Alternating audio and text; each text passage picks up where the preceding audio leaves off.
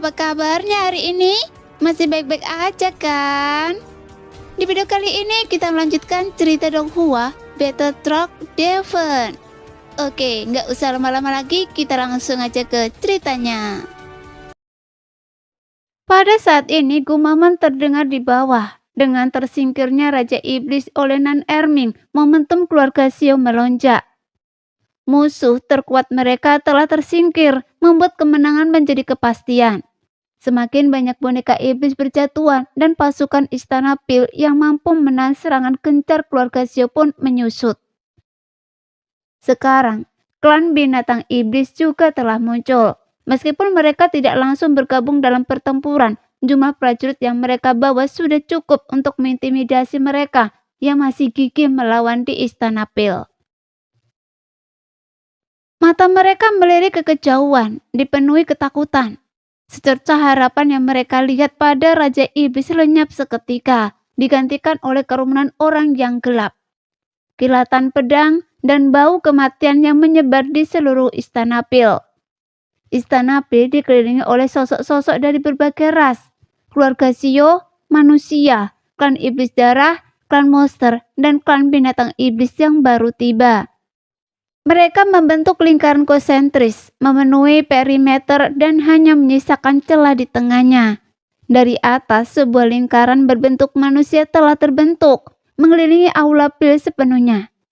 Para boneka iblis masih bertarung dengan gigih dan banyak murid aula Pil dengan mata merah menolak untuk menyerah. Semakin banyak murid aula Pil yang tewas dalam genangan darah dan pertempuran tampaknya perlahan akan berakhir.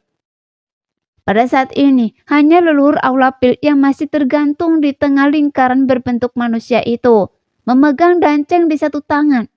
Wajahnya yang tampan tak dapat menyembunyikan ekspresi muramnya. Para tetua aula Pil sudah tewas atau terluka. Yin Sui, King Yin, dan yang lainnya telah lama menghilang. Dalam pertempuran ini, apa yang bisa digunakan aula Pil untuk membalikkan keadaan? Dengan pembelotan Suetu, Yin Sui dan King Ying tahu bahwa pertempuran telah berakhir dan kekalahan aula Pil tak terelakkan. Mereka hanyalah tetua tamu dan tidak akan mengorbankan nyawa mereka untuk aula Pil. Sebagai Dodi bintang 8, mengamati situasi adalah hal yang paling penting. Jika terjadi kesalahan, mereka pasti akan segera mundur. Leher Xiuyan yang sebelumnya dicengkram Raja Iblis sekarang berlumuran darah. Melihat ini, Cailin merutkan kening, matanya yang indah dipenuhi rasa sakit hati. Ia marah sekaligus patah hati. Xiuyan bukan lagi anak laki-laki yang dulu perlu ia lindungi. Cailin tak lagi memiliki kekuatan untuk melindunginya, tetapi jika ada yang menyakitinya, ia tak akan membiarkan mereka lolos begitu saja. Kata-katanya meskipun mendominasi merupakan bukti cintanya kepada Xiuyan. Nyawanya adalah milikku. Siapapun yang berani menyentuhnya, coba saja. Ia pernah menjadi ratu Medusa dan masih demikian. Aura seseorang tak akan berubah. Terlebih lagi kekuatan Cailin yang terus bertambah hanyalah masalah waktu. Sebagai binatang pelindung klan binatang iblis, teknik rahasia yang dahsyat memungkinkan kekuatan Cailin meningkat pesat. Ketika Cailin dewasa, itu juga akan menjadi waktu bagi klan binatang iblis untuk bangkit. Oleh karena itu, bahkan di benua Dodi, Cailin akan tetap menjadi seorang ratu. Cailin sebelumnya telah mengorbankan esensi hidupnya untuk Xiuyan, dan hanya dalam beberapa bulan, auranya telah sepenuhnya stabil. Meskipun kekuatannya tidak meningkat, ia dapat sepenuhnya mengimbanginya dengan esensi kehidupan yang dikorbankan melalui teknik rahasia. Kali ini, baik Hundun Batian maupun Cai Huan tidak datang. Sebagai gantinya, Cailin memimpin para prajurit dari klan binatang iblis untuk memberikan dukungan. Hundun Bume juga tiba, terbang ke sisi Xiuyan dan Cailin. Melihat Xiuyan yang terluka, Hundun Bume mengerutkan kening. Kakak ipar, apakah saudara Xiuyan baik-baik saja? Hundun Bume memeriksa luka Xiuyan. Cailin menopang Xiuyan yang belum sepenuhnya kehilangan kesadaran. Meskipun lukanya parah, Xiuyan mengedarkan api surgawi yang menyatu di dalam tubuhnya. Karakteristik api surgawi yang menyatu tidak menghilang tetapi menyatu ke dalam tubuhnya. Api pil spiritual memiliki kemampuan regenerasi yang sangat kuat. Saat Xiaoyan mengedarkan api surgawi, luka di lehernya sembuh dengan cepat. Dengan suara retakan yang berasal dari otot dan tulangnya. Dengan tingkat pemulihan seperti ini, Xiaoyan akan segera pulih sepenuhnya. Saya baik-baik saja, jangan khawatir. Saudara Bume, beri tahunan Erming untuk berhati-hati terhadap leluhur Balepil itu. Imam besar mengatakan sesuatu kepada saya ketika dia pergi. Waspadalah terhadap belalang sembah yang mengintai cangkrik tanpa menyadari burung Oriole di belakang. Saya sudah lama mengamati pertempuran ini, tetapi saya masih belum yakin siapa yang dibicarakan imam besar. Sekuat atau selama apapun. Leluhur Balepil ini yang terbaik adalah berhati-hati dan hindari kecelakaan, kata Xiaoyan dengan suara serak, menahan rasa sakit di tenggorokannya. Hundun Bume merutan kening setelah mendengar ini menoleh untuk melihat Nan Erming dan leluhur Balepil di tengah pertempuran, dan ekspresinya penuh dan ketidakberdayaan. Sudah Xiaoyan, dia sekarang Nan Erming berambut merah. Apa yang saya katakan sama sekali tidak berpengaruh. Orang ini keluar dengan rambut merah dan bahkan memarahi ayah saya, sehingga ayah saya tidak berani bicara sepatah kata pun. Jika saya bicara, dia mungkin benar-benar tidak akan mendengarkan. Hundun Bume tampak getir, mengingat sikap arogan Nan Erming saat ia keluar, mengakangi seluruh klan binatang iblis. Bahkan Hundun Batian berjalan lewat sambil mendengus, menakuti Hundun Bume yang mengikutinya dengan ekspresi kosong. Untungnya, Nan Erming kemudian berubah menjadi pria berambut hitam. Kalau tidak, siapa tahu masalah yang lebih besar lagi yang akan ditimbulkannya. Xiaoyan memutar matanya ke arah Hundun Bume, lalu mengabaikannya. Duduk bersila dan fokus memulihkan diri dari luka-lukanya. Kuncinya sekarang adalah menyembuhkan diri secepat mungkin. Xiaoyan mengingat kata-kata imam besar. Dia bisa merasakan bahwa imam besar tidak menggertaknya, dan dia juga tidak punya alasan untuk itu. Sebenarnya, imam besar sendiri tidak menyadari pertempuran sebesar itu. Namun ia telah memberitahu Xiaoyan tentang belalang sembah yang mengintai cangkrik. Situasi saat ini jelas. Danceng telah dikalahkan, dan Raja Iblis yang kekuatannya sebanding dengan Iblis Bintang 9 telah ditaklukkan oleh Nan Erming. Sekarang hanya leluhur Balepil yang tersisa. Jika Xiaoyan dan sekutunya adalah belalang sembah, dan Balepil adalah cangkrik, lalu siapakah burung Oriole yang tidak menyadari keberadaan belalang sembah? Inilah yang sedang dipikirkan Xiaoyan saat itu. Sebelumnya, ia berpikir bahwa Guiying mungkin adalah burung Oriole yang disebutkan oleh imam besar. Tetapi sekarang tampaknya mustahil. Guiying telah memimpin aliansi bayangan untuk membelot dan membantu mereka melawan Balepil. Jadi aliansi bayangan pun kemungkinan besar bukan burung Oriole. Memikirkan hal ini, Xiaoyan melutkan kening, bahkan bertanya-tanya, apakah prediksi imam besar salah? Namun kemudian ia berpikir, kemampuan imam besar memang tak terbantahkan, dan karena ia telah berbicara, pasti ada kredibilitas di dalamnya. Dilihat dari situasi pertempuran saat ini, di antara manusia, monster, iblis darah, dan bahkan binatang ajaib yang muncul kemudian, mungkinkah salah satu dari mereka membelot dan menjadi Oriole?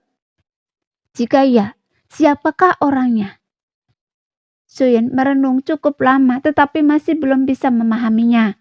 Namun ia tidak berani mengabaikan kata-kata imam besar dan harus memperhatikan situasi pertempuran dengan seksama. Sekarang, luka Xiaoyan sembuh dengan cepat. Meskipun Raja Iblis telah menyebabkan cedera leher yang serius, dengan kemampuan pemulihan Xiaoyan, ia akan pulih sepenuhnya dalam waktu singkat. Situasinya pertempuran yang terus berubah membuat Xiaoyan sangat berhati-hati. Ia tidak tahu trik apa yang akan dilakukan leluhur Balepil yang belum bergerak. Kekuatannya tidak diketahui. Ia tampaknya memimpin pertempuran sejak awal dan meskipun tampak tidak berbahaya, Xiaoyan merasa bahwa leluhur Balepil ini tidak sederhana. Saat ini, Nan Erming yang tubuhnya dikendalikan oleh Raja Sisik Naga adalah seseorang yang ingin Xiaoyan beri nasihat. Namun Raja Sisik Naga begitu membenci Xiaoyan sehingga Xiaoyan hanya bisa tertawa tak berdaya. Sekarang, ia hanya bisa membiarkannya melakukannya. Pada saat ini, Kaisar Jan Zhongfu terluka. Guyen dari aliansi bayangan terluka, dan Xiaoyan juga terluka. Satu-satunya yang tidak terluka adalah Kaisar Iblis Jan Huan. Kehati-hatian Jan Huan membuat Xiaoyan lebih memperhatikan. Ras monster memiliki King Lin, dan Xiaoyan juga telah berbicara dengan leluhur bintang 9 ras monster. Xiaoyan hanya sedikit memperhatikan. Mungkin Jan Huan hanya bersikap hati-hati. Lagi pula tidak semua orang murah hati dan ceroboh, serta bersedia berkorban. Setelah berhadapan dengan Iblis Raja, Raja Sisik Naga tampak sangat marah karena Iblis Raja yang dimurnikan dengan darah naga. Ketika Iblis Raja mengamuk, Raja Sisik Naga memperhatikan leluhur Aulapil yang sedang memegang Iblis Raja. Tatapannya perlahan beralih ke leluhur Aulapil, dan ia melangkah ke dalam kehampaan, berjalan melangkah selangkah demi selangkah menuju leluhur Aulapil. Mata leluhur Istana P dipenuhi dengan keheranan. Ia tidak pernah menyangka bahwa Raja Iblis akan terintimidasi oleh Raja Sisik Naga. Namun ia tidak tahu bahwa Raja Sisik Naga adalah naga generasi pertama. Meskipun sekarang dia hanyalah sisa jiwa, ia masih memiliki kekuatan absolut untuk mengintimidasi mereka yang berdarah naga. Jika leluhur Istana Pi tidak memaksanya dengan jiwa kehidupannya, Raja Iblis tidak akan pernah menjadi gila. Leluhur Istana Pi tampaknya tidak mengantisipasi perubahan situasi seperti itu, karena ia yakin Raja Iblis mustahil dikalahkan. Masalahnya sekarang adalah Raja Iblis telah dikalahkan, dan Raja Sisik Naga sedang berjalan ke arahnya. Leluhur Aulapil sambil membawa pil kesempurnaan agung di satu tangan, memperhatikan Raja Sisik Naga perlahan mendekat. Wajahnya sedikit berkedut. Ia melihat sekeliling. Lingkaran pertempuran mereka semakin mengecil. Manusia, iblis darah, monster, dan klan binatang memenuhi area tersebut. Boneka iblis Aulapil berjatuhan satu demi satu. Setelah pertempuran sengit, hanya beberapa ribu dari puluhan ribu boneka iblis yang tersisa, dan sebagian besar kehilangan anggota tubuh. Kekuatan tempur mereka menurun drastis.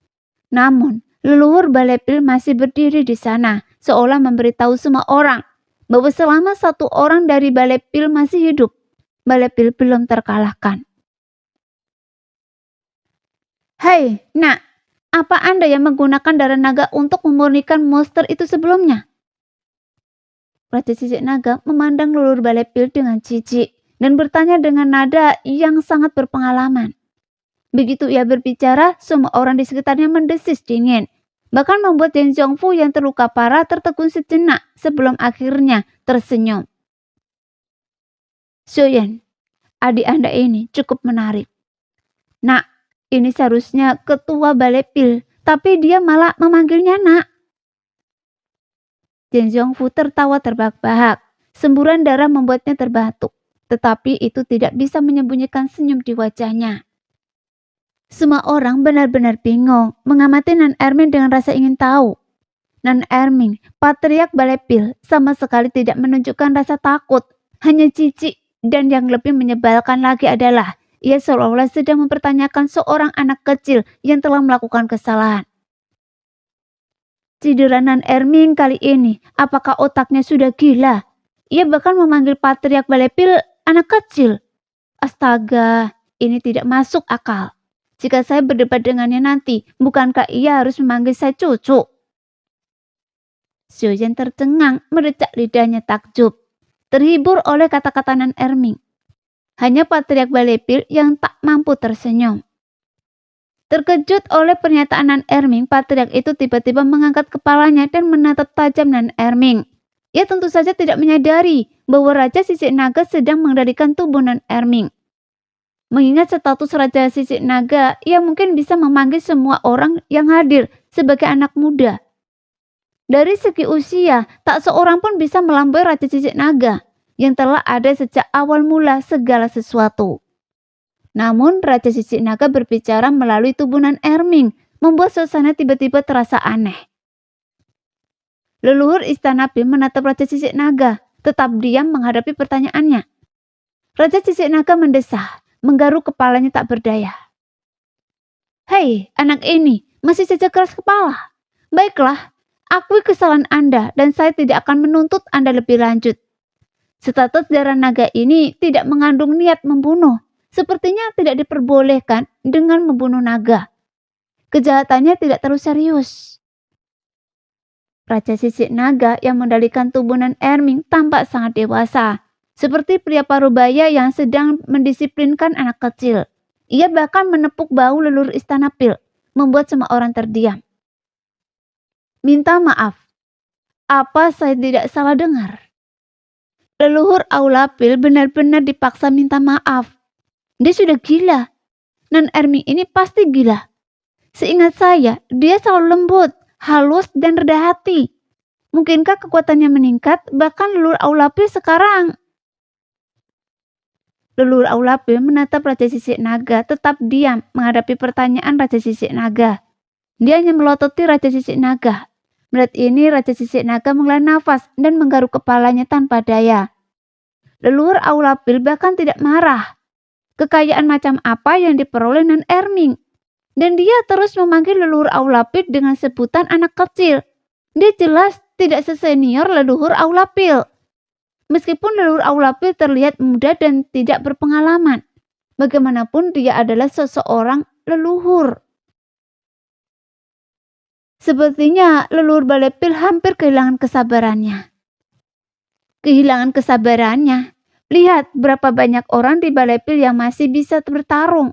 Hanya masalah waktu sebelum boneka iblis itu dikalahkan.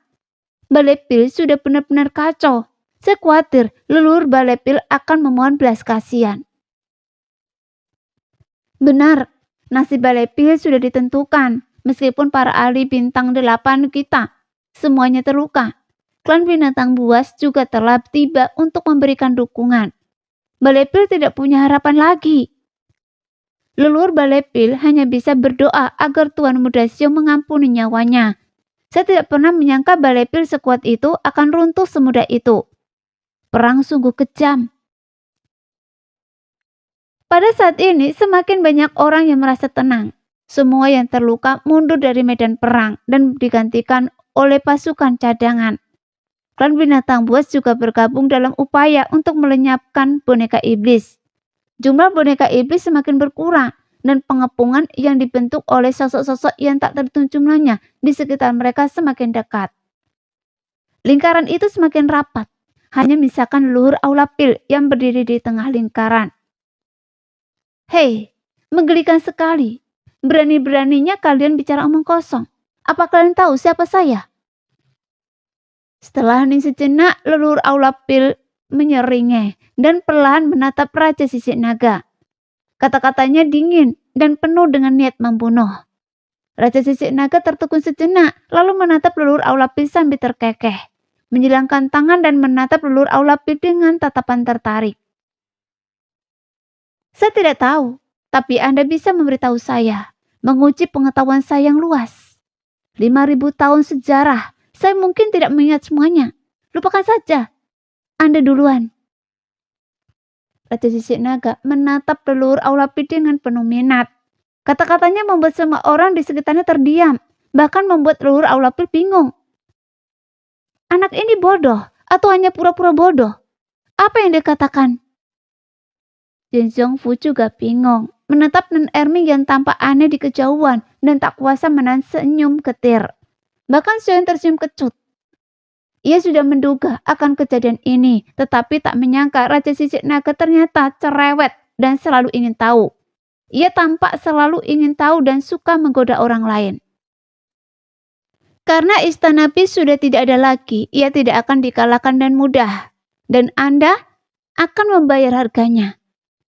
Kata leluhur Istana Pil dengan garang, menatap Raja Sisik Naga lalu melirik ke sekeliling. Kata-kata ini tidak ditunjukkan kepada Raja Sisik Naga, melainkan seolah merupakan pesan untuk semua yang hadir. Setelah berbicara, jubah leluhur Istana Pil mulai terbakar, membakar habis pakaiannya dan memperlihatkan tubuh telanjangnya. Semua orang terkejut. Tubuh leluhur Istana Pil bagaikan giok tanpa organ dan setransparan giok spiritual. kemudian berubah menjadi merah menyala dan wujudnya berubah lagi. Ia bukan lagi manusia, melainkan seekor gagak emas. 3.000 api kembali muncul dan mengelilinginya. Api yang berkobar segera menyebar kemana-mana. Di bawah cahaya api yang intens, wajah aslinya tak terlihat. Hanya bayangan hitam yang dipancarkan oleh cahaya api yang terlihat. Bayangan itu tampak memiliki 3 kaki dan sepasang mata yang memancarkan cahaya api. Sebelum siapapun bisa melihat wujud aslinya, gelombang api tak berujung melonjak liar ke segala arah. Semua orang terkejut dan mundur dengan cepat. Gelombang api menyebar dengan cepat, kecepatannya terlalu tinggi. Para prajurit dari Aula Pil dan boneka iblis semuanya tertelan. Beberapa yang lebih lambat juga tertelan. Jeritan kesakitan bergema dari gelombang api yang menyebar dengan cepat. Beberapa sosok masih terlihat berjuang di dalam gelombang api, hanya untuk dibakar menjadi abu. Raja Sisik Naga menghilang dari tempatnya begitu gelombang api meletus. Tubuh ini baru saja diciptakan dan jauh dari cukup kuat untuk menahan gelombang api sekuat itu. Oleh karena itu, Raja Sisik Naga juga memilih untuk mundur saat ini. Xiaoyan dengan cepat menarik King Mu'er dan yang lainnya ke sisinya. Seluruh api surgawi dalam tubuhnya melonjak keluar, membentuk bola api raksasa yang menyelimuti semua orang. Xiaoyan yakin bahwa sekuat apapun gelombang api itu, bola api pelindungannya yang dibentuk oleh berbagai api surgawi cukup untuk menahannya. Zheng Zhongfu dan Gui Yin yang terluka, yang baru saja pulih, mundur dengan cepat. Tidak ingin terjebak dalam gelombang api. Pada saat ini, hampir semua orang mundur dengan kecepatan yang sangat tinggi. Gelombang api, bagaikan lautan, menyebar dengan cepat ke segala arah. Begitu cepatnya sehingga hampir tak ada waktu untuk menghindar. Semua orang mengeluarkan harta karun pelindung jiwa mereka untuk mempertahankan diri, tetapi banyak yang masih tertelan oleh gelombang api. Di sekitarnya terdapat puluhan ribu orang dari klan manusia, iblis, iblis darah, dan binatang ajaib. Gelombang api berskala besar itu mengejutkan semua orang. Puluhan ribu orang mundur, tetapi gelombang api itu tak henti-hentinya, terus menyebar, dan semakin banyak orang yang tertelan. Seolah-olah leluhur istana api telah berubah menjadi matahari, melepaskan seluruh energinya untuk membakar segalanya menjadi abu. Aula Pil sepenuhnya dilelap api. Setiap jengkal tanah dan setiap jengkal udara terisi tanpa celah sedikit pun. Gui Yin, Zheng Zhongfu, Zhan Huang, dan yang lainnya semua membangun penghalang pelindung, tetapi daya rusak api itu terlalu besar. Pertahanan mereka runtuh sedikit demi sedikit, memaksa mereka untuk meninggalkan wilayah Aula Pil. Yang lain tidak seberuntung itu. Banyak sekali prajurit yang terjebak dalam baku tembak. Teriakan mereka bergema tanpa henti. Jika ini terus berlanjut, kecuali seorang do di bintang 8 seperti Xiaoyan, semua orang kemungkinan besar akan terbakar oleh api leluhur Aula Pil. Puluhan ribu orang, manusia, monster iblis, darah, dan bahkan klan binatang ajaib menonton tanpa daya saat mereka dibakar sampai mati. Hati Xiaoyan terbakar kecemasan. Dia memutar lehernya, masih ada sedikit rasa sakit, tetapi sebagian besar telah mereda dan tidak lagi menghalangi gerakannya. Xiaoyan melayang di udara, berdiri di hadapan leluhur Aula Pil. Sekarang leluhur itu telah menjelma menjadi seekor gagak emas, berkaki 3, sedikit gemetar. Setiap getaran melepaskan api yang lebih kuat. Xiaoyan tak mau kalah, memiliki berbagai api surgawi dan telah memahami do api. Jika ia benar-benar melepaskan domain apinya, kekuatan ledakannya akan terungkap sepenuhnya. Tanpa ragu, Xiaoyan mengerti bahwa jika ia menahan diri sekarang, korbannya akan sangat besar, dan ia akan menyaksikan banyak nyawa dihanguskan oleh api surgawi leluhur. Xiaoyan tak lagi peduli siapa yang disebutkan oleh pendeta tinggi. Kekuatan yang dilepaskan oleh leluhur telah melampaui pemahaman dan imajinasi Xiaoyan. Api surgawi Xiaoyan yakin bahwa identitas sebenarnya dari leluhur ini adalah api surgawi yang tak berperingkat. Sialan, benda ini sebenarnya terbentuk dari api surgawi. Mungkinkah ini api gagak emas matahari agung yang legendaris? Xiaoyan tentu pernah mendengar tentang api surgawi nomor 1 di benua Dodi, tetapi itu hanya rumor belaka. Konon, gagak emas matahari agung berkaki 3. sama menyilaukannya dengan matahari, memiliki api yang tak berujung, dan memiliki kekuatan untuk melap segala sesuatu di dunia. Ini disebut bintik hitam api, dan suhunya telah mencapai titik ekstrim. Pada saat yang sama, di ruang yang sangat gelap di dalam ngarai setinggi 10.000 kaki, itu sepasang mata perlahan terbuka. Mata itu bagaikan matahari yang celah, mengandung 3.000 api. Mata itu berkedip 2 kali, dan roh api terbang keluar dari mulutnya, melesat ke kejauhan. Arah ini adalah lokasi Balai Pil. Kemudian sebuah kicauan lembut terdengar. Suaranya panjang dan bertahan lama di ngarai. Ngarai yang gelap itu berkilauan dengan cahaya yang kuat, lalu kembali gelap gulita sekali lagi. Zhen Zongfu, Guiyin, Zhan Huan, dan yang lainnya menatap dengan mata terbelalak. Di bawah perlindungan Xiaoyan, mereka akhirnya dapat melihat wujud asli dari luhur Balai Pil ini. Berdiri dengan 3 kaki dan sayap emasnya terbentang. Ia identik dengan api gagak emas matahari agung yang legendaris. Saat melihatnya, mereka semua mendesis ngeri. Kenyataan ini membuat bulu kuduk mereka merinding. Mereka semua memiliki pikiran yang sama. Leluhur Balai Pil sebenarnya adalah api surgawi peringkat pertama. Jika memang begitu, mungkin tak seorang pun bisa menaklukkannya saat ini. Yang lebih mengerikan lagi adalah ia memiliki kesadaran dan sangat cerdas, dengan kebijaksanaan yang tak kalah dari manusia. Terlebih lagi, di antara 3 keajaiban benua Dodi, energi api surgawi adalah yang paling ganas.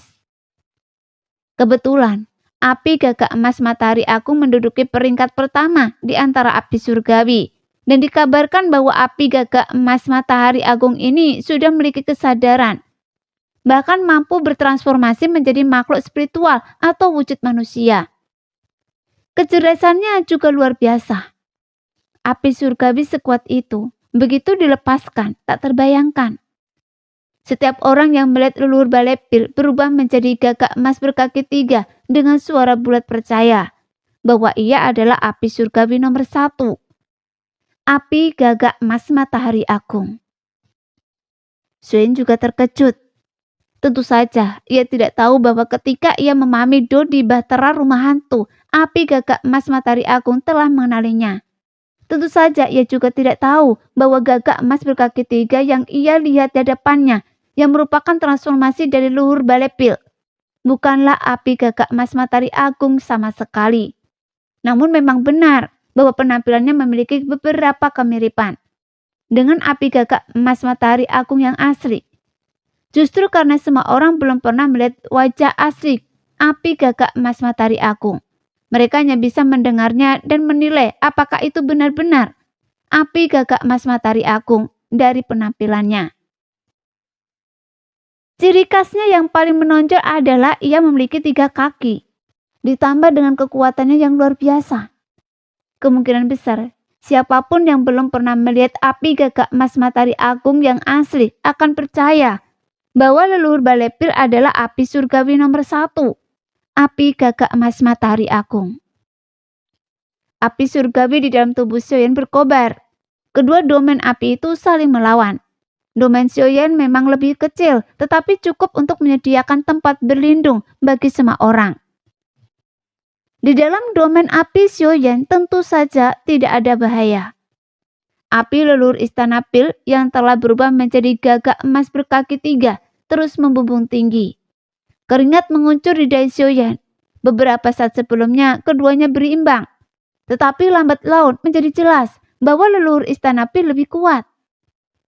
Area yang bisa ditempati Xiaoyan semakin mengecil dan api leluhur Istana Pil mulai melahap area itu lagi. Kaisar manusia, bisakah kita mundur dari Istana Pil sekarang? Xuan menggertakkan giginya, berdiri teguh di garis depan. Di belakangnya melayang puluhan ribu orang. Semuanya baru saja lolos dari lautan api leluhur Istana Pil. Beberapa bahkan rambutnya terbakar. Yang lain pakaiannya hangus dan mereka semua tampak acak-acakan dan menjadi abu. Luka-luka Zhen Zongfu juga telah pulih secara signifikan, dibantu oleh sejumlah besar pil obat. Zhen Zongfu tidak lagi lemah seperti sebelumnya dan mampu berdiri serta berbicara. Yin Zhongfu mengamati sekelilingnya, lalu menatap Xiaoyan di depan dan menggelengkan kepalanya tanpa daya. Lubang cacing yang menghubungkan tempat ini berada di belakang leluhur Balai Pil. Dia pasti sudah mengantisipasi hal ini, sengaja memaksa kita ke sini, meninggalkan kita dimanapun untuk melarikan diri, kata Yin Zhongfu kepada Xiaoyan dengan ekspresi muram setelah memastikan lokasi mereka. Xiaoyan mengelilingi beberapa jenis api surgawi dan bahkan dengan leluhur Balai Pil yang melepaskan api sekuat itu.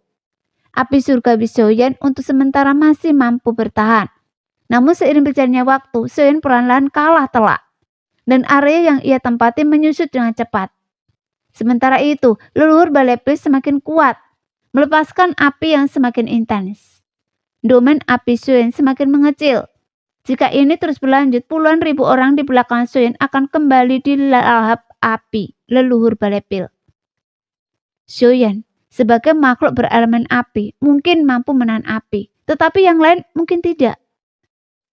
Area tempat Aula Pil berada telah sepenuhnya berubah menjadi lautan api. Untungnya, meskipun Pil Aula terletak di kota Jusi, itu adalah area terpisah, sehingga tidak mempengaruhi bagian lain kota Jusi. Xiaoyan menggertakkan giginya merasakan api surgawi dalam dirinya menyusut dengan cepat. Jika ini terus berlanjut, hanya masalah waktu sebelum api surgawinya habis. Sementara itu, leluhur Aula Pil semakin kuat, bertransformasi menjadi seekor gagak emas berkaki 3. Leluhur Aula mengepakkan sayapnya, api terus-menerus meletus dari tubuhnya. Inci demi inci melahap api surgawi Xiaoyan. Kecepatannya tampak lambat, tetapi kenyataannya ia menempuh jarak 100 meter hanya dalam beberapa tarikan nafas. Akibatnya, puluhan ribu orang di belakang Xiaoyan berdiri semakin dekat. Yin Zhongfu, Gui Jin, dan Zhan Huan semuanya mengerutkan kening. Tentu saja sebagai ahli bintang 8, mereka pasti bisa merobos tanpa masalah. Paling-paling hanya menderita beberapa luka. Dibandingkan dengan nyawa mereka, luka-luka itu tidak berarti. Saat ini, situasi yang paling mendesak adalah puluhan ribu prajurit dari ras manusia, ras iblis, darah, ras monster, dan keluarga binatang ajaib. Ahli bintang 7 mungkin hampir tidak bisa menahan ke mereka, tetapi mereka yang di bawah level bintang 7 hampir tidak memiliki peluang untuk menerobos di bawah api leluhur Balai Pil. Xiaoyan yang telah memadukan beberapa jenis api surgawi di dalam tubuhnya, intensitas apinya setara. Namun Xiaoyan telah kelelahan dalam pertempuran sebelumnya dan belum sempat pulih. Sekarang, ia berhadapan dengan leluhur Balai Pil. Sekuat apapun Xiaoyan, tubuhnya tidak akan mampu menahannya, dan pasokan api surgawi tentu saja ada batasnya. Dari awal hingga sekarang, leluhur Istana Pil telah memanggil boneka iblis yang tak terhitung jumlahnya, tetapi ia sendiri tidak pernah ikut campur dalam pertempuran. Di puncak kekuatannya, ia bukanlah tandingan Xiaoyan yang sudah benar-benar kelelahan. Jika energi api surgawi Xiaoyan berlimpah, hasilnya akan tak menentu. Ruang di belakang Xiaoyan semakin mengecil dan domain apinya terus-menerus dilahap oleh leluhur Istana Pil. Puluhan ribu orang berkerumun dan mereka yang berada di bawah level 7 bintang di zona aman kecil ini menunjukkan tanda-tanda panik. Jika Xiaoyan tidak bisa bertahan, itu berarti kematian mereka. Bagaimana mungkin mereka tidak panik menghadapi hidup dan mati? Kaisar manusia, pikirkan sesuatu. Jika ini terus berlanjut, kita semua akan mati. Beberapa orang bermata merah. Tidak ada yang ingin dibakar sampai mati. Ancaman kematian telah menanamkan rasa takut pada banyak orang, menyebabkan mereka kehilangan ketenangannya. Kaisar Iblis, selamatkan kami. Kami tidak ingin mati. Meskipun para prajurit iblis itu tegas dan teguh, pada akhirnya mereka tidak ingin mengakhiri hidup mereka di sini. Tuan Guiyin, apakah menurut Anda kita bisa keluar dari sini? Guiyin yang telah kehilangan kedua lengannya telah mendapatkan kembali ketenangannya. Bahkan tanpa lengan, ia masih memiliki kekuatan tempur. Dia bertanya, diikuti oleh beberapa anggota aliansi bayangan. Semuanya mengenakan topeng bernomor. Penjaga, tolong pikirkan sesuatu. Ribuan saudara ini tidak bisa mati sia-sia di sini. Jika kita bergabung, kita pasti bisa keluar. Para anggota klan binatang iblis juga menatap Cailin. Alis Cailin sedikit berkerut. Tatapannya tertuju pada Xiaoyan yang masih berdiri kokoh di garis depan. Lagi pula Xiaoyan tidak mengatakan dia tidak bisa melakukannya. Cailin percaya pada kekasihnya karena dia telah menyaksikan banyak keajaiban terjadi padanya. Sekarang, selain Xiaoyan, mungkin tidak ada orang lain di sini yang bisa menyelamatkan semua orang. Xiaoyan telah menyatu dengan api surgawi dan tingkatan yang berbeda, membuat kekuatan api surgawinya sendiri tak terukur. Seandainya ia tidak begitu kelelahan akibat pertempuran sebelumnya, ia yakin setidaknya bisa bertarung seri.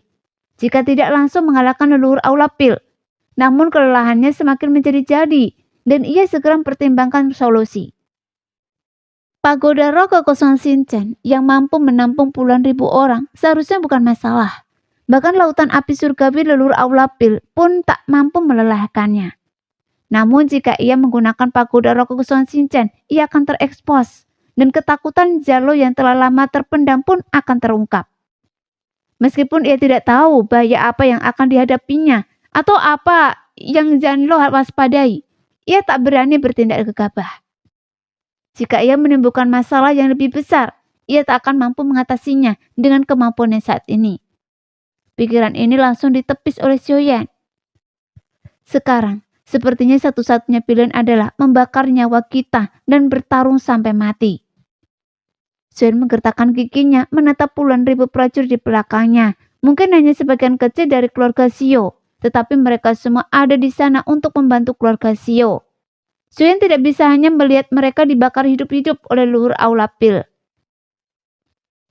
Terlebih lagi, ada Cailin, King Mu'er dan saudara-saudaranya di sini. Xiaoyan harus melindungi mereka. Bahkan jika itu berarti mengorbankan nyawanya, Xiaoyan akan berusaha sekuat tenaga untuk membawa mereka keluar dengan selamat. Domain api Xiaoyan semakin mengecil dan kerumunan semakin padat. Seiring menyusutnya ruang, semua orang mulai bergerak, saling mendorong dan mendesak. Takut terjepit ke dalam lautan api leluhur Aulapil yang tak berujung. Area di mana Aulapil berada telah terisi penuh, bahkan bangunan-bangunannya telah terbakar menjadi abu. Api menyelimuti segalanya, dengan api terkuat menjulang tinggi di langit. Mustahil untuk ditembus. Saat ini, hanya di dalam domain api Xiaoyan yang semakin mengecil, itulah zona aman. Nah, demikianlah cerita hari ini. Kita jumpa lagi lain hari ya guys ya. Bye-bye.